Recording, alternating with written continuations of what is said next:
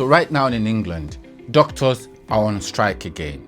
And it's a big deal because appointments are being cancelled, hospitals are under pressure. Patients are asking what is actually going on. So let's break it down for you. What is this strike about? First, these are resident doctors. They used to be called junior doctors. They are fully qualified doctors, but still in training. They are represented by a union known as the British Medical Association. Now, what's the issue? The main issue is about pay and working conditions. The doctors say their pay has fallen in real terms over the years. They are asking for what they call pay restoration. The government says it has already offered significant pay increases. According to reports, doctors are pushing for around 26% pay restoration, while the government says increases have already been made over time. So basically, it's a disagreement over what is fair pay. How does a strike even happen? A strike just doesn't happen randomly and not by a memo from a cabal. There's a process. Doctors vote using a ballot through their union. If enough people agree, the action is approved. Then they stop working for a set period. And for this current strike, it will last for 6 days in England, between April the 7th and April the 13th. According to official data from the NHS, this is the 15th time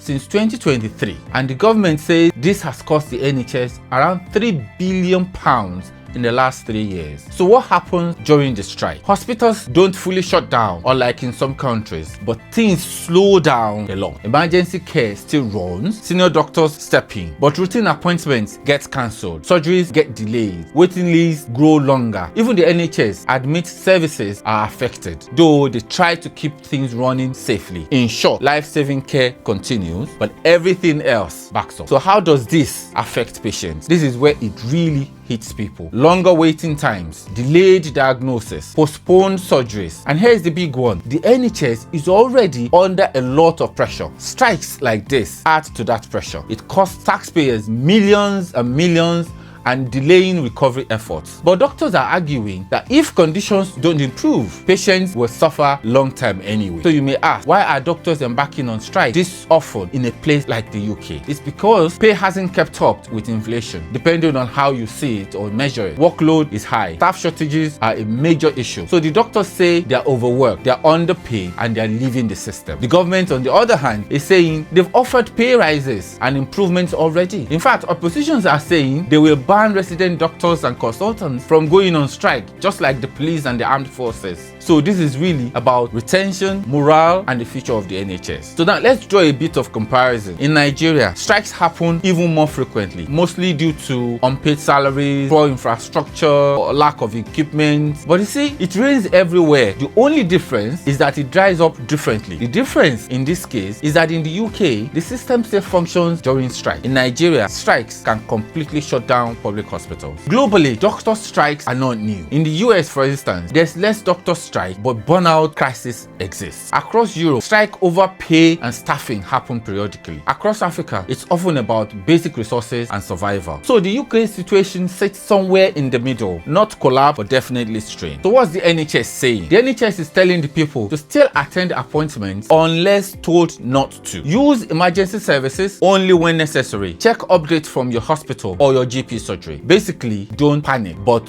don't ignore symptoms either. So the big question is this about doctors' pay or the future of healthcare? Because if doctors keep leaving, the real crisis might come after the strike ends.